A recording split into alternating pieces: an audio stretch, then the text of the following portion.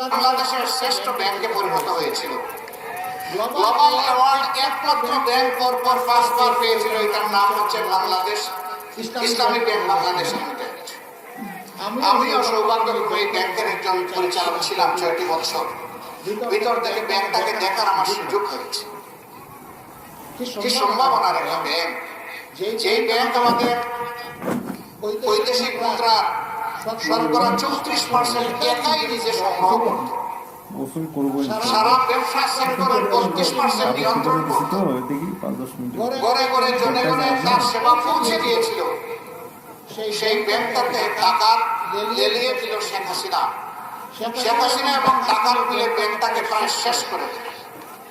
এখন এই ব্যাংকের শুধু পাঁজর আছে, বস্তি আছে, গোস্ত নাই, চামড়া নাই।